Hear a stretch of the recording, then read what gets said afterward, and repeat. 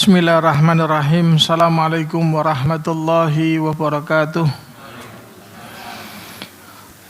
Innal hamdalillah nahmaduhu wa nasta'inuhu wa nastahdihi wa nastaghfiruh wa na'udzu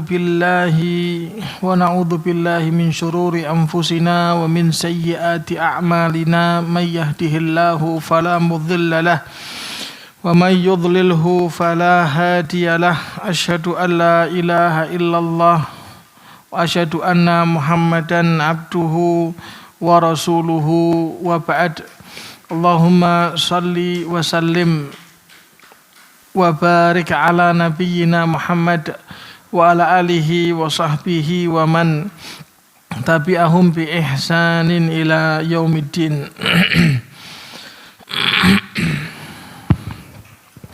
Allahumma la sahla illa ma ja'altahu sahla wa anta taj'alul hazna idza syi'ta sahla fala haula wala quwwata illa billahil aliyyil azim.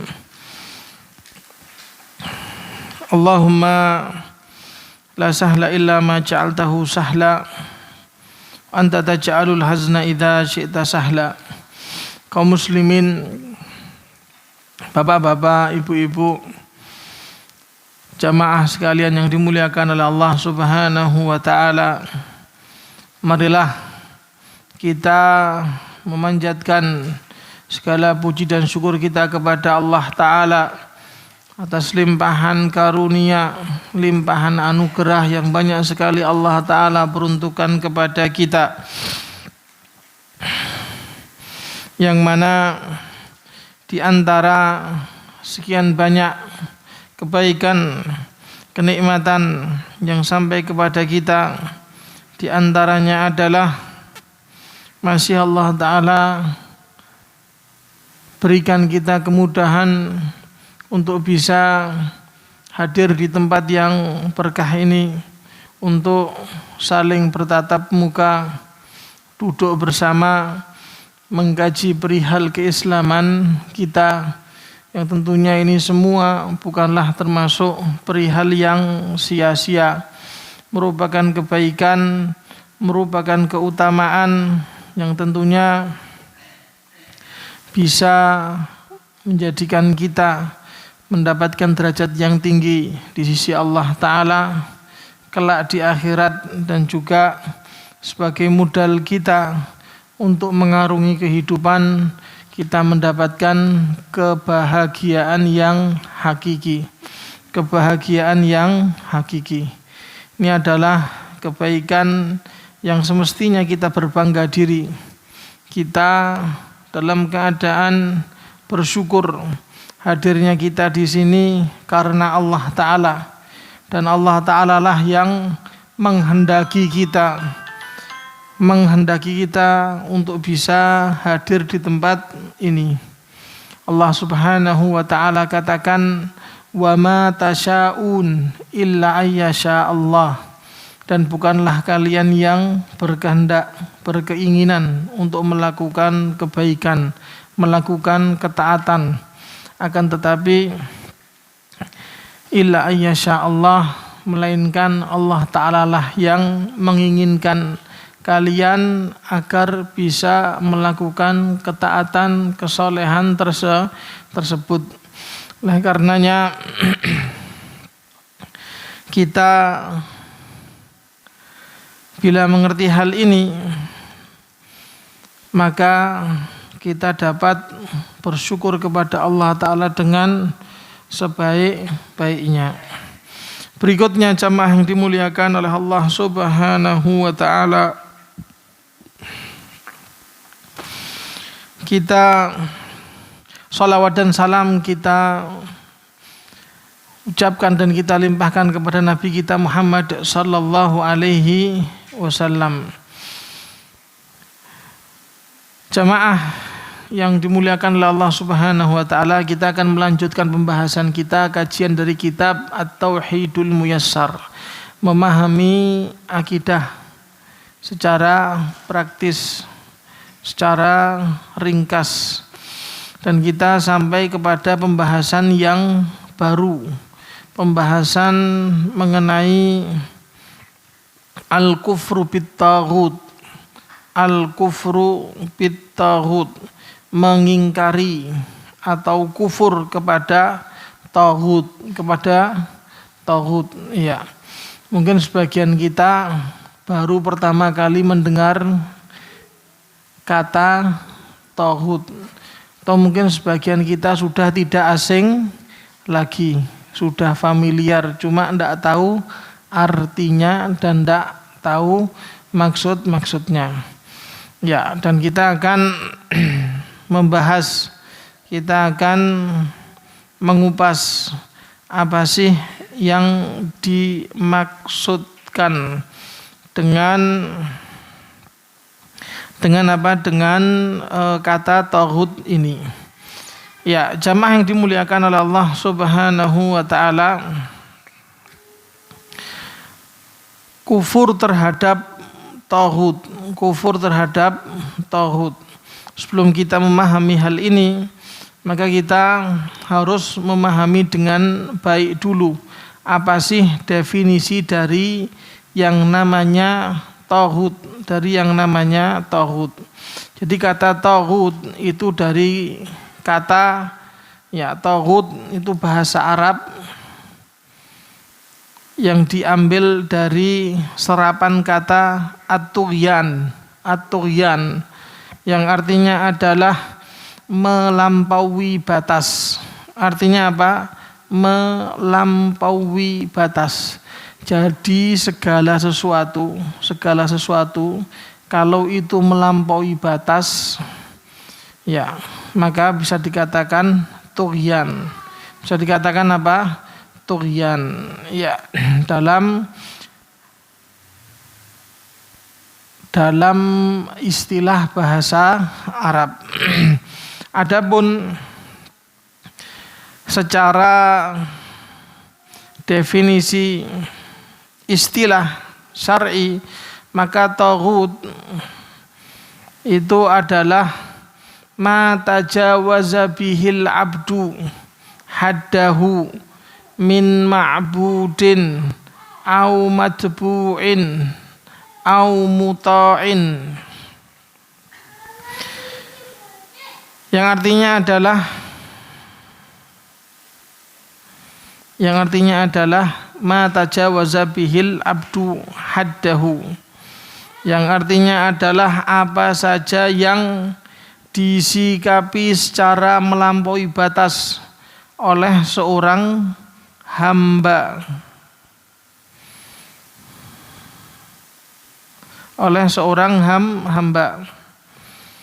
min ma'budin au matbu'in au muta'in, baik dengan diibadahi atau disembah, atau diikuti, atau ditaati.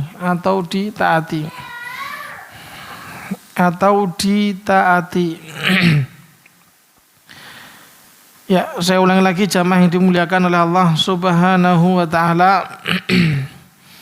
Definisi atau arti yang namanya taghut adalah definisinya setiap apa yang diibadahi selain Allah Ta'ala dan dia rela dengan peribadatan tersebut. Saya ulangi lagi, setiap apa yang diibadahi selain Allah Ta'ala dan dia dalam keadaan rela dengan peribadatan tersebut, baik berupa disembah atau ditaati atau diikuti. Ya, ini jamaah yang dimuliakan oleh Allah Subhanahu wa taala. Jadi di sini dikatakan ma tajawaza bihil abdu haddahu. Seorang hamba ketika dia melampaui batas dari kadarnya.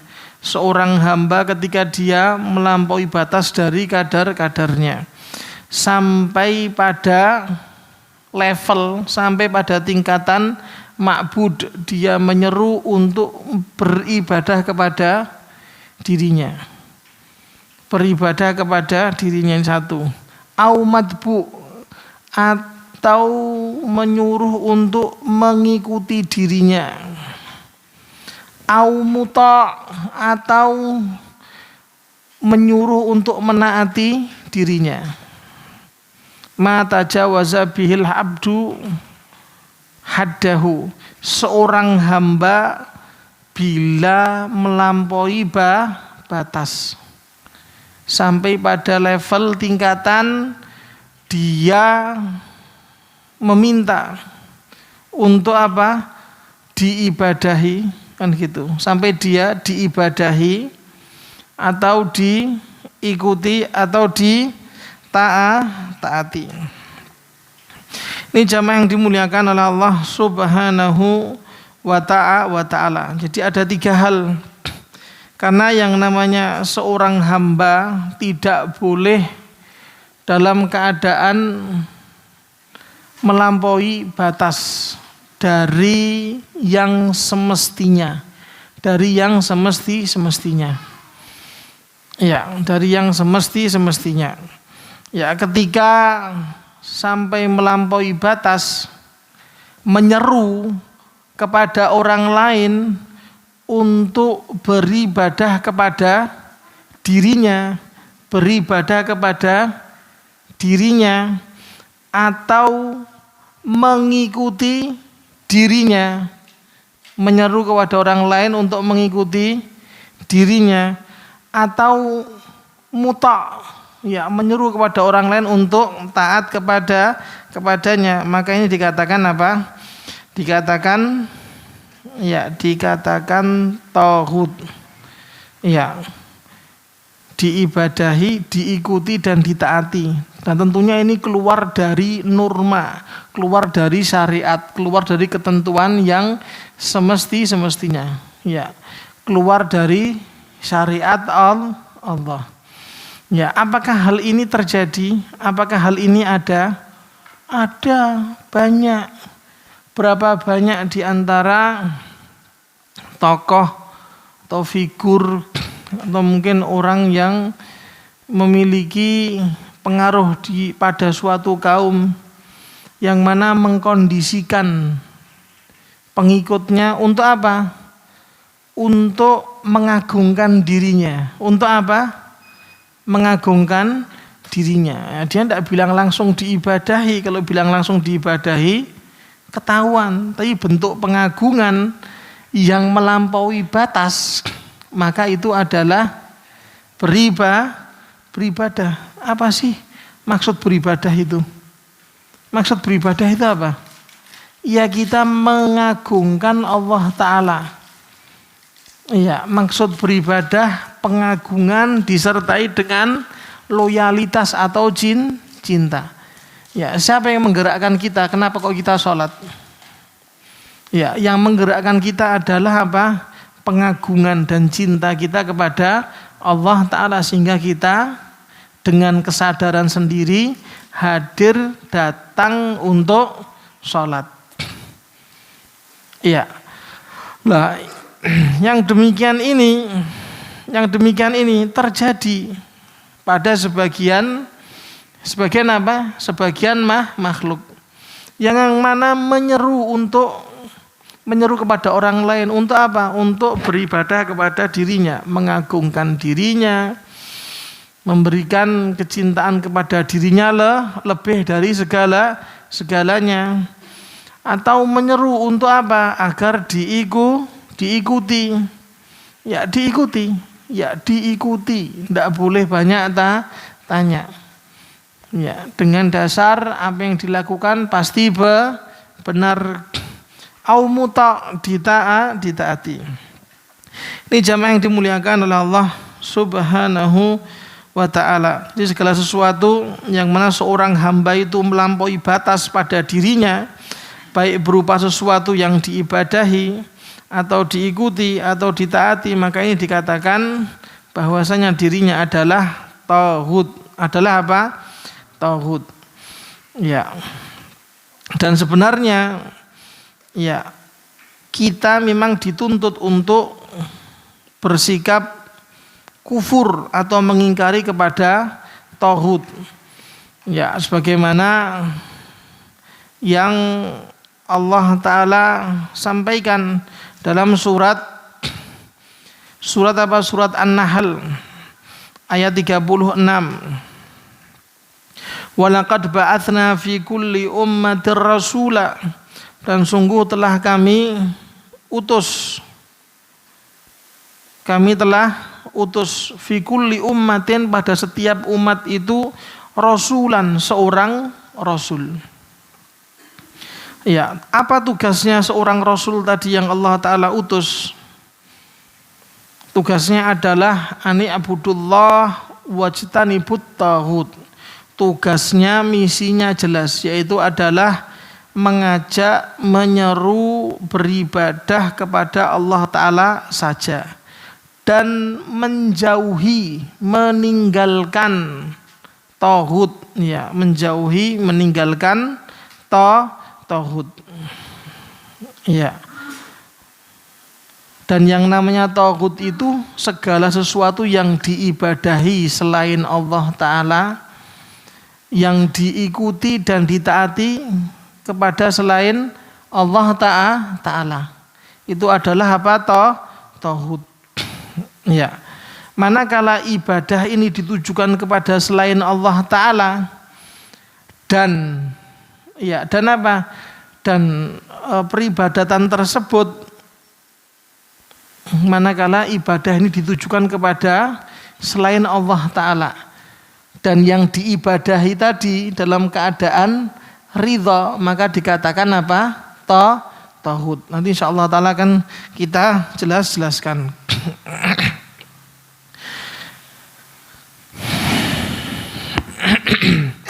Jamaah yang dimuliakan oleh Allah Subhanahu wa Ta'ala. Jadi kita memiliki kewajiban untuk apa? Untuk mengingkari atau kafir kepada tauhid. Dan yang dimaksudkan kufur kepada tauhid adalah yaitu anta'taqida butlana ibadati ghairillah, yaitu dengan engkau meyakini bahwasanya peribadatan kepada selain Allah Ta'ala seluruhnya adalah batil. Dengan meyakini batilnya, salahnya peribadatan kepada selain Allah. Wa tatrukaha, dan engkau meninggalkannya. Wa tubghidhaha, dan engkau dalam keadaan murka. Dalam keadaan apa? Murka.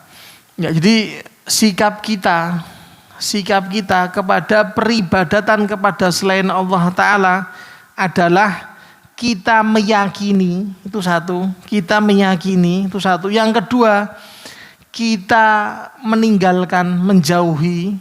Yang ketiga, kita juga dalam keadaan murka. Jadi kalau ada peribadatan kepada selain Allah Ta'ala itu terjadi, maka kita dituntut untuk apa? Untuk tiga hal. Meyakini kalau itu salah, keliru. Yang kedua adalah kita menjauhi, bukan mendekat. Iya, apa? Menjauhi, jangan mengatakan saya penasaran. Jangan. Bukan satu hal yang bermanfaat. Menjauhi, meninggalkan. Yang ketiga adalah dalam keadaan murka. Dalam keadaan murka.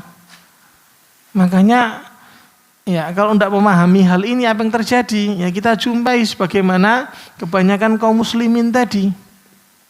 Ketika mereka tamasya atau wisata, mereka mengunjungi ya tempat-tempat ibadah orang-orang kafir, orang-orang musyrik, masuk ke wihara, masuk ke pura, ambil gambar, ambil foto. Waduh. Masuk saja kamu, artinya kamu melegalkan itu.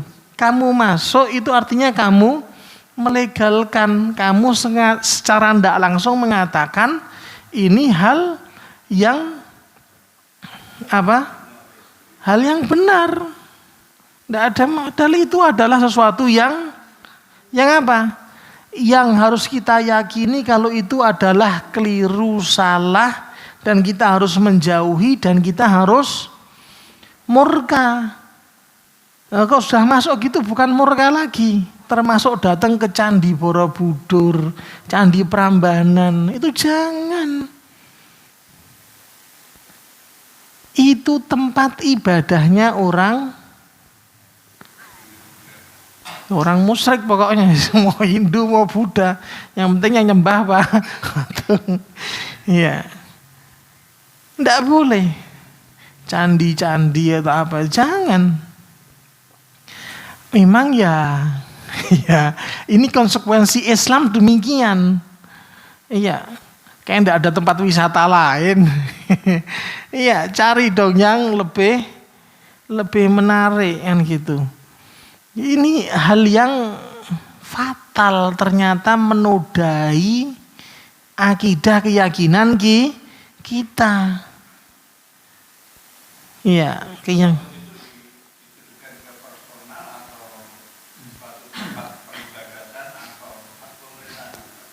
Maksudnya?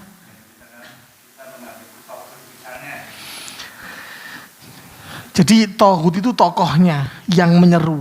Nanti insya Allah akan saya jelaskan. Ya, tokoh yang menyeru. Jadi ketika kita, ya secara umum kalau berbicara tauhid adalah sesuatu yang diibadahi, ditaati selain Allah Ta'ala. Kita miliki sikap di sesuatu yang sifatnya kufur, sesuatu yang sifatnya apa? Peribadatan kepada selain Allah Ta'ala. Maka itu kita apa? Kita yakini itu salah atau batil. Kemudian kita tinggalkan atau menjauhi.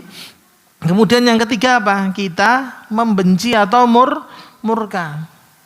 Itu yang pertama. Ya, kemudian yang kedua adalah antukaffir ahlaha wa tu'adiha.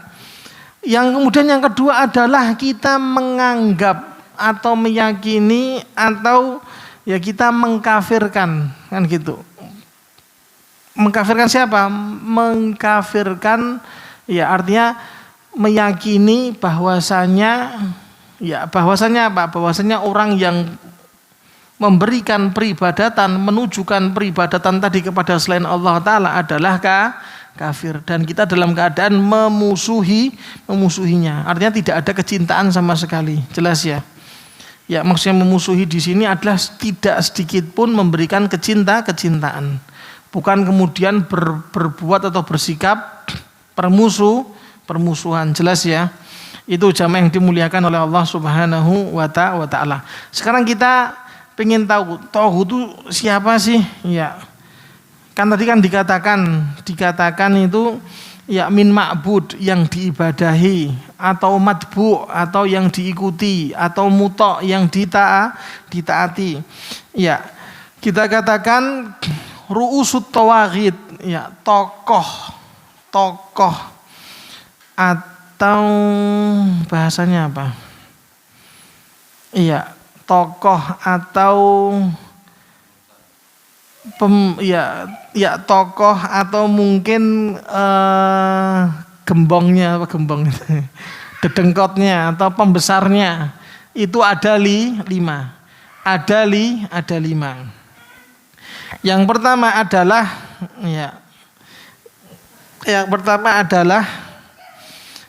iblisul la'natullahi alaihi, adalah iblis. Adalah apa?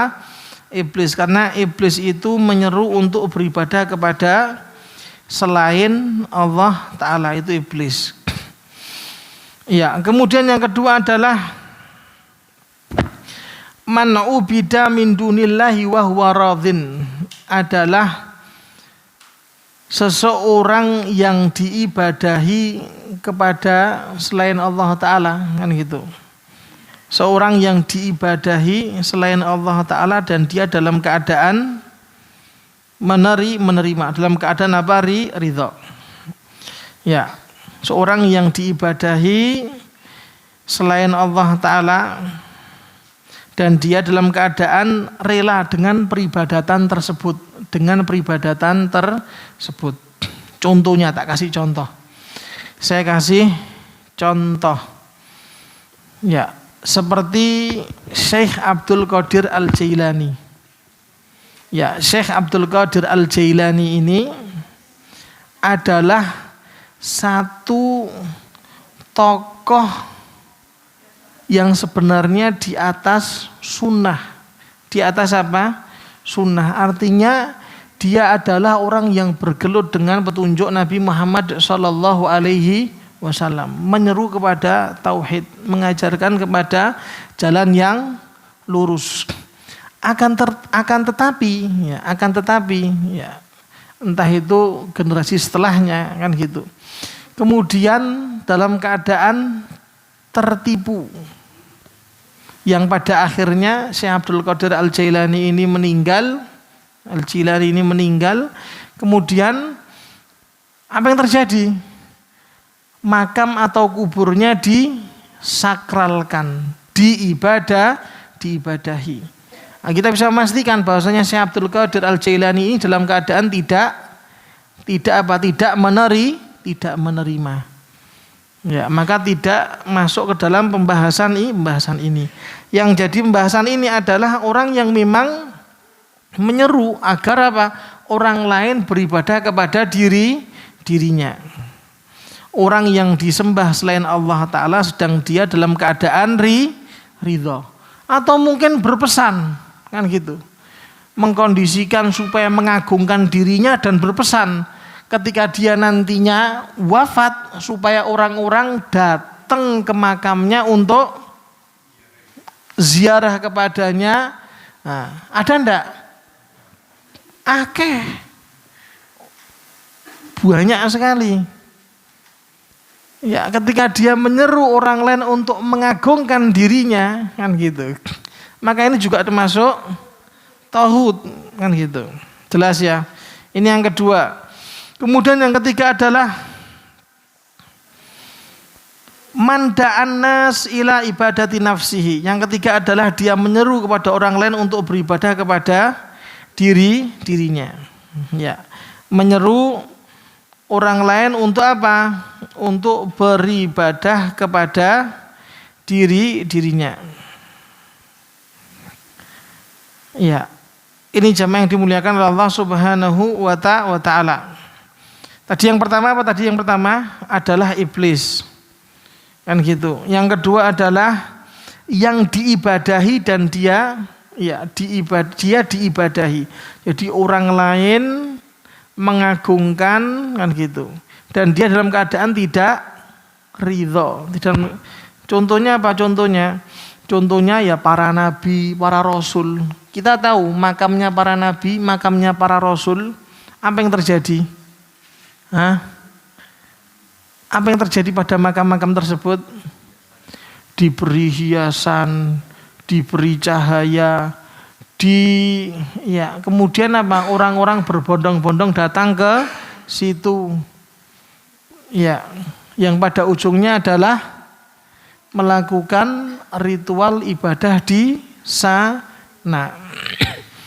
Kecuali makamnya siapa? Nabi Muhammad. Itu kalau tertutup, kalau kebuka ya habis itu. Jelas? Ya. Jelas ya? Ya. Dan itu pernah kecolongan. Pernah apa? Pernah kecolongan ketika terjadi pada khilafah Utsmaniyah. Khilafah apa? Utsmaniyah. Khilafah Utsmaniyah di mana? Turki. Iya. Khilafah Turki. Khilafah Utsmaniyah atau khilafah Turki itu bukan satu khilafah yang Islam, bukan sebenarnya. Orang dalam keadaan tertipu tidak ngerti. Ya kalau kita tahu kenapa kok di Turki ada rambut Rasulullah, ada beberapa athar peninggalan Rasulullah. Karena mereka pernah berusaha mencuri, membongkar makam Nabi. Dan ini terbukti, Pak. Ini yang saya omongkan ini berdalih, bukan asal ngomong. Ya, itu ada di mana? Di Turki. Dan ketika itu orang itu tidak bisa datang leluasa dalam keadaan aman datang ke Makkah atau ke Madinah. Jelas. Ya, ini khilafah Utsmaniyah yang dikatakan khilafah Islam atau apa. Itu semua bullshit. Ya, cuma banyak orang enggak ngerti. Banyak orang enggak paham. Ini kita berbicara apa? Fakta gitu. Ya itu nanti pembahasannya lain lah insyaallah taala. Ya, makanya makam Nabi dulu ya sempat kan gitu. Pernah berusaha untuk ini jamaah yang dimuliakan oleh Allah Subhanahu wa taala. Kemudian tadi yang pertama iblis, kemudian yang kedua adalah orang yang disembah selain Allah sedang dia ridha terhadap hal tersebut. Kemudian yang ketiga adalah orang yang mengajak orang lain menyembah dirinya. Kemudian yang keempat orang yang mengaku mengetahui perihal gaib. Ini juga banyak orang yang mengaku mengetahui perihal yang gaib. Ya, perihal yang gaib. Ya, mengetahui perihal yang gaib ini banyak sekali. Yang kemudian mengatakan yang kemudian dikatakan sebagai orang pintar kan gitu. Sekarang dukun sekarang ya tidak lagi gondrong, tidak lagi menakutkan, tapi dukun sekarang ya harus ikut tren, harus ikut apa? Ya harus ikut ya. Sekarang kalau modelnya demikian, apa yang terjadi? Orang-orang menjauh dan mengucilkan. Ya, kemudian bagaimana? Ya dukun sekarang pakai baju koko, putih, songkoknya putih kan gitu, sarungnya putih kadang-kadang gitu, tasbihnya gede kan gitu, ya biasanya demikian ya. Ya dibungkus dengan wirid atau pakai gamis, ya ada enggak? Ada kan gitu. Yang viral itu kan pakai gamis kan gitu, ya pakai udeng, nah itu. Ya kita tanya dari mana? Ya dia mengaku kan gitu, mengklaim dirinya mengetahui sesuatu yang telah terjadi, berusaha untuk menerka. Kamu dulu demikian kan gitu.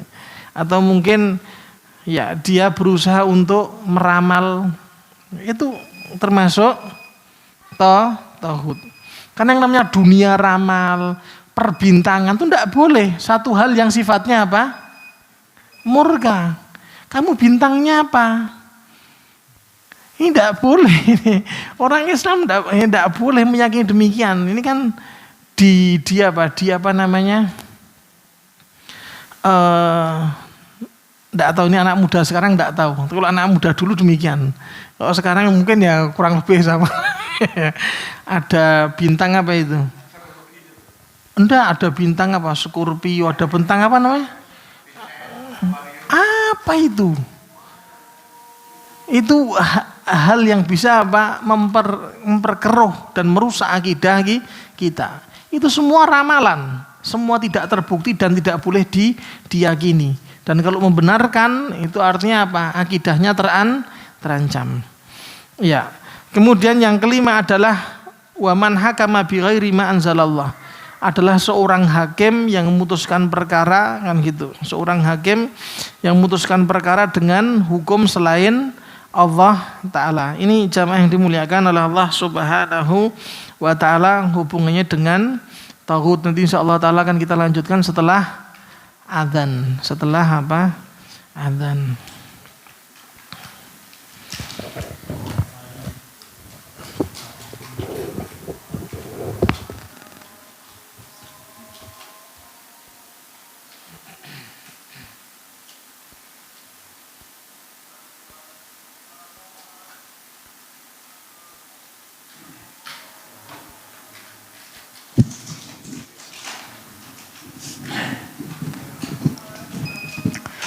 Allahu Akbar, Allahu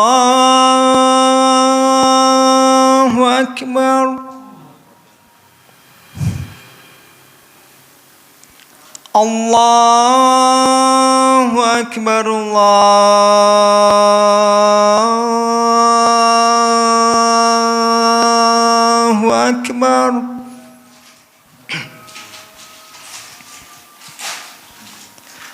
أشهد أن لا إله إلا الله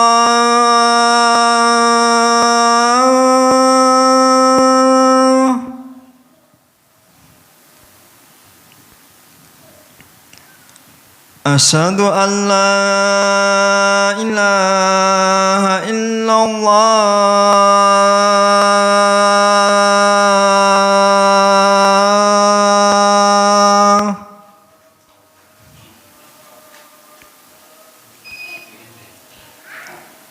أشهد أن محمد رسول الله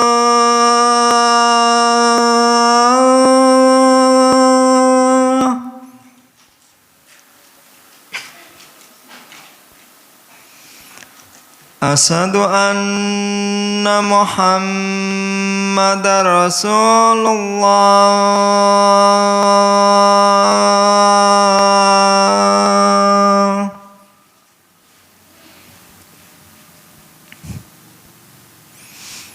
حي على الصلاة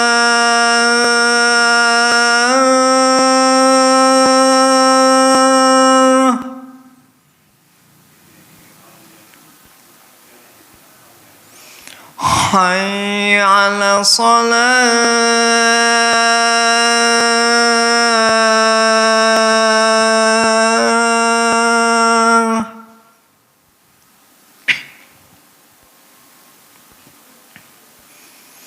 حي على الفلاح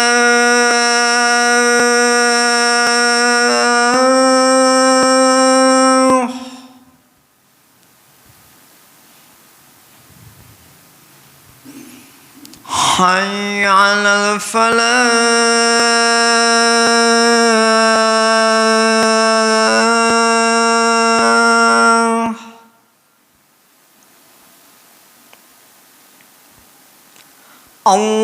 الله أكبر الله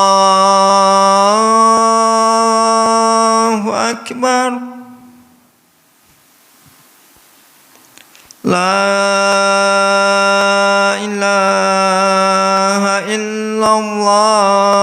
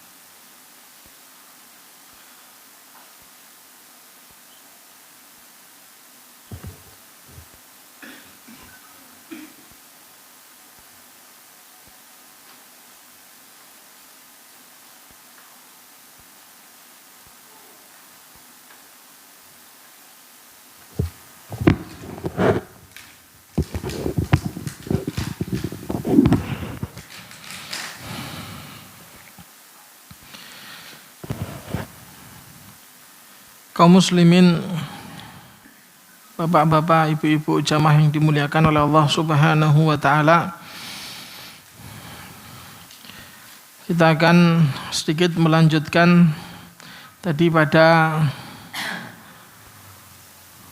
awal pertemuan tadi kita jelaskan tentang definisi tauhid, bahwasanya tauhid itu pengertiannya umum. Pengertiannya apa? Umum, setiap apa yang diibadahi selain Allah Ta'ala dan dia dalam keadaan menerima, rela terhadap peribadatan tersebut. Jadi saya ulang lagi, setiap apa yang diibadahi selain Allah Ta'ala dan dia dalam keadaan rela, dalam keadaan menerima peribadatan tersebut. Ya, kalau mau dikasih contoh, contohnya adalah yang terjadi pada Fir'aun, yang terjadi pada Namrud.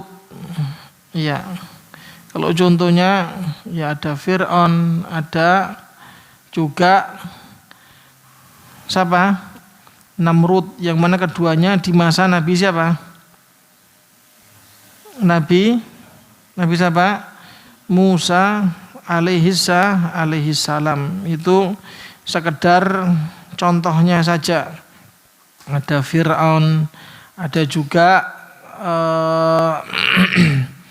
Namrud dan yang semisalnya. Adapun ada yang diibadahi tapi dalam keadaan tidak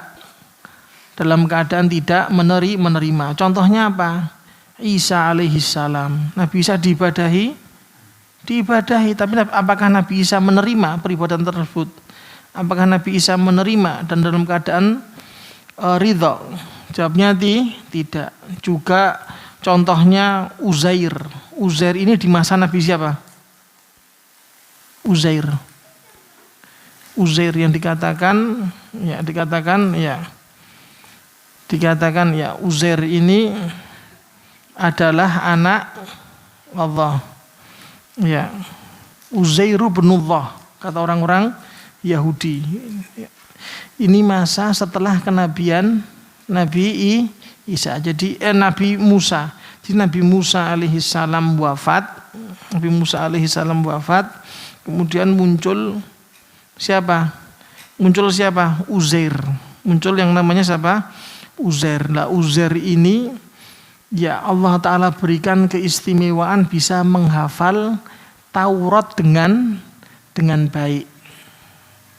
Karena ya mohon maaf, Al-Quran jangan pernah disamakan dengan Alkitab atau kitab suci sebelum-sebelumnya. Kalau Al-Quran memang Allah Ta'ala turunkan secara berangsur-angsur. Saya mau tanya, berapa tahun Al-Quran itu turun? Secara berangsur-angsur. Ini kan katanya kitab sucinya Al-Quran semuanya kan ya? Iya, bagus. Ya, berhadiah air gelas itu. Ya, silakan ngambil sepuasnya. Ya, Al-Quran turun berangsur-angsur selama 23 tahun. Sedangkan kitab suci sebelumnya itu tidak pernah, ya, kitab suci sebelumnya itu turun dalam keadaan sekaligus. Apa sekaligus? Turun dalam keadaan ya panjang banyak. Makanya umat-umat sebelum kita ya hampir mustahil menghafal apa? Kitab suci mereka mustahil. Nah, kalau Al-Quran yang hafal jamur, alhamdulillah banyak sekali. Ini keistimewaan yang ada pada Al-Quran dan diantara bentuk penjagaan Allah Ta'ala. Kalau kitab suci yang sebelumnya itu ndak ada demikian kan gitu. Turun dalam keadaan sekaligus dan hampir mustahil ada yang dalam keadaan hafal. Lah Uzair ini Allah Ta'ala berikan keistimewaan, kelebihan bisa menghafal. Lah orang-orang yang ngerti Uzair kan itu, ya kaumnya kaget dan akhirnya apa? Ya, wah ini bukan sembarang orang ini pasti orang ya istimewa dan pada akhirnya diagungkan dan pada akhirnya meyakini bahwasannya Uzair ini adalah ya putra Allah. Ya, nasallallahu al-afiyah ya.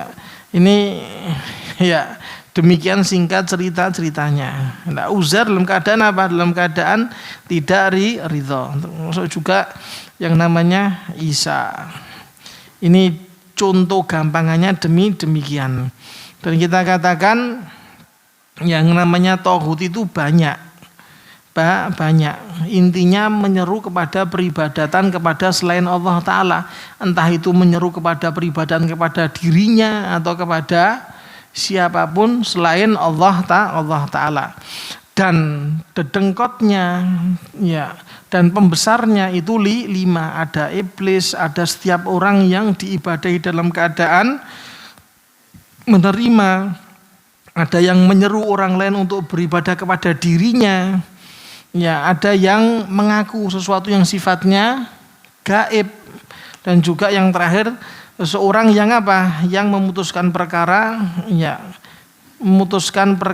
dengan hukum selain Allah Ta'ala. Ini jamaah yang dimuliakan oleh Allah Subhanahu wa Ta'ala. Ya.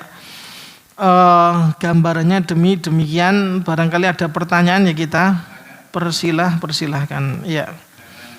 Iya, silahkan.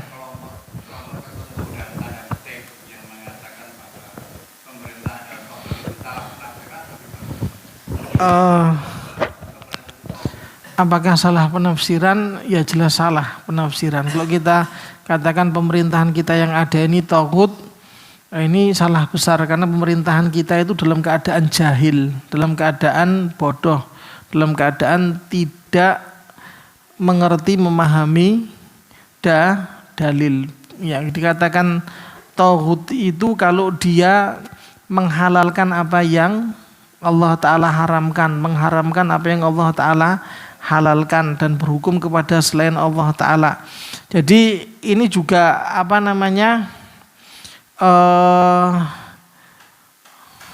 jadi kalau boleh kita katakan ya salah penafsiran. Kalau langsung ya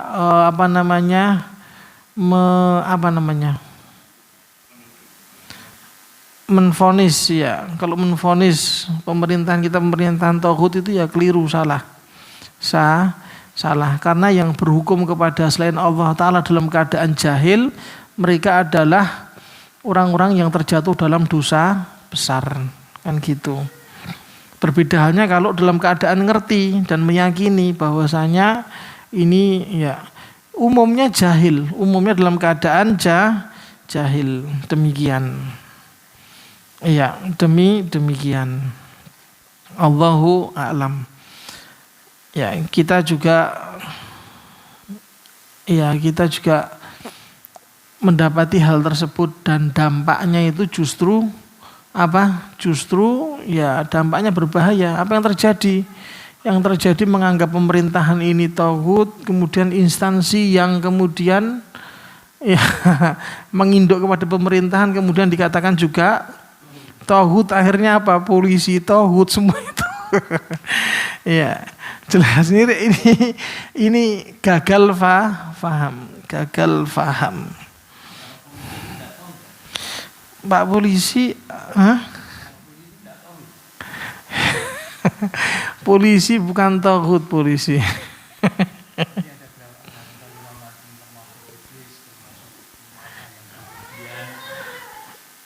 Iya, penguasa yang berbuat zalim, penguasa yang berbuat zalim, penguasa yang yang berhukum kepada selain Allah Ta'ala tapi tidak menvonis, jelas. Iya. Demikian. Iya.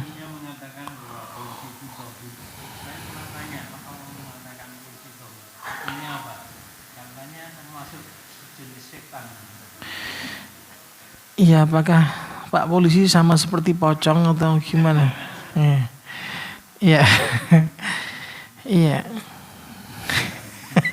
Loh, iya, orang kalau sudah meyakini, memahami satu hal yang salah itu ya, yang namanya keyakinan itu bahaya. Kalau salah masuk itu bahaya untuk untuk disadarkan itu juga. Itu kembali kepada Allah Ta'ala juga. Itu karena hidayah adalah Allah Ta'ala yang memiliki. Iya. Umumnya penguasa yang zalim kemudian yang berhukum kepada selain Allah Ta'ala itu dikatakan taghut, tapi tidak sampai menvonis. Apakah pemerintahan kita demikian? Pemerintahan kita tidak demikian. Tidak demikian. Pemerintahan kita ya masih dalam keadaan bijaksana, artinya membiarkan kita untuk bisa menegakkan syiar-syiar Islam. Itu masuk ya satu hal yang ya ada kebaikannya. Kalau mau dicari cacatnya ya semua ada, kan gitu. Yang taghut itu Islam Nusantara itu betul. Nah. Iya. Ya demikian. Sampai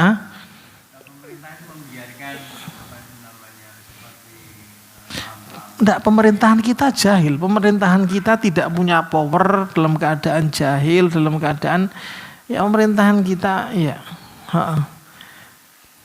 Yang ditanyakan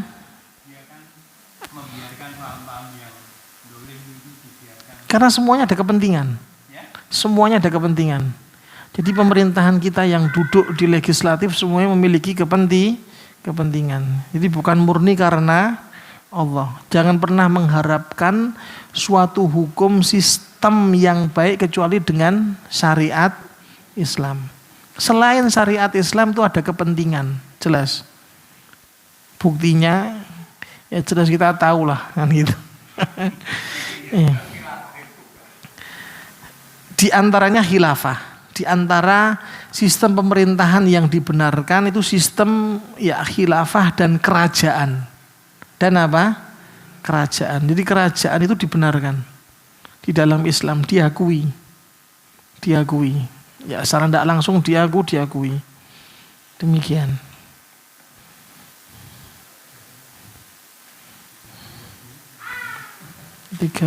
Tiga periode jangan dibawa ke sini Pak. Ya. Di sini insya Allah seluruh periode kan gitu. Karena kajian kita tidak pakai periode kan gitu. Ya demikian.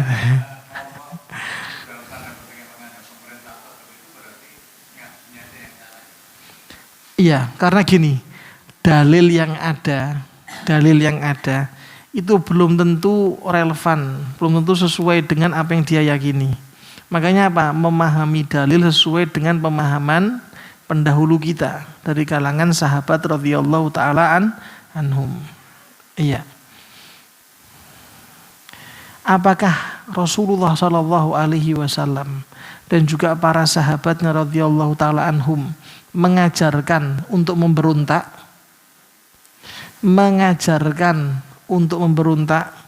mengajarkan untuk keluar dari ketaatan kepada pemerintahan,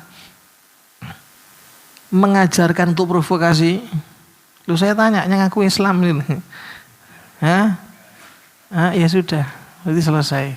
Berarti yang salah siapa? Sudah, jangan ditanyakan, percuma. Ya, ya jelas demikian. Silakan. Iya, tidak usah.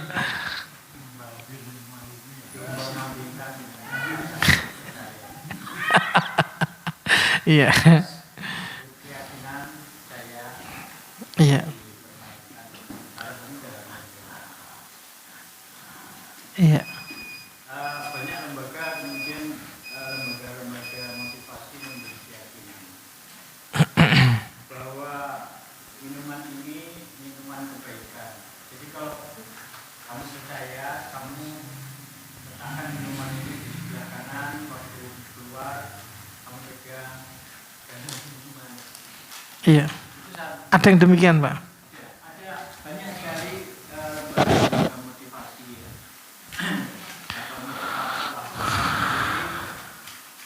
Kekacauan apa yang disebut iman keyakinan. Belief. Iya. Iya. Belief itu seperti hipnoterapi, hipnoterapi Indonesia itu juga bicara soal belief.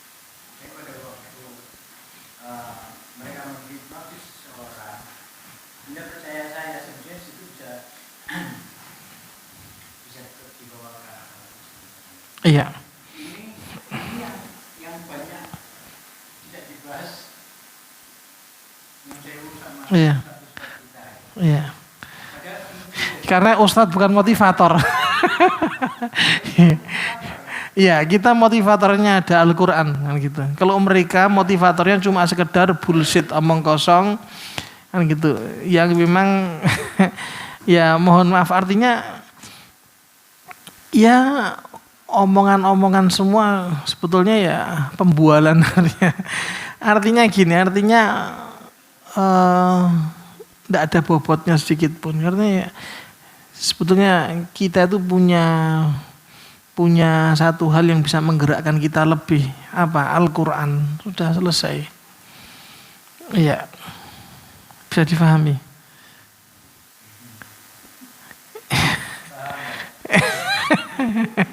Iya. Karena semua ya tadi, ya kita tahu. Ya artinya kita jangan banyak menerima. Pada kenyataan juga banyak orang tokoh agama Mm-mm. waktu mereka ada di depan, mereka ternyata secara langsung merasa sebagai orang yang tidak punya Tuhan. Ini budaya saya. Nah, ini kan tidak begitu kelihatan bersama. Iya. Mm-mm. Tidak sekedar kasus. Iya. Ada juga orang-orang yang itu Ya kalau demikian ini keliru. Ya kalau dia menyeru kepada Al-Quran ya harus diikuti kan gitu. Menyeru kepada sunnah ya harus diikuti. Gitu kalau dibiarkan liar. ya maksud saya sedang selalu mencari ada satu cara yang paling sederhana untuk umat ini.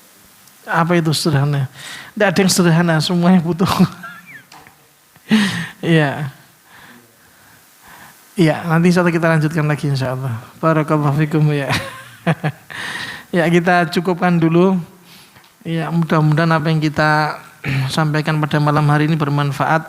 Sebagaimana Allah Ta'ala kumpulkan kita di tempat yang berkah ini, nantinya Allah Ta'ala kumpulkan di surganya kelak. Amin Allahumma amin. Kita cukupkan. Subhanakallahumma wa bihamdika asyhadu an la ilaha illa anta astaghfiruka wa atubu ilaik. Assalamualaikum warahmatullahi wabarakatuh.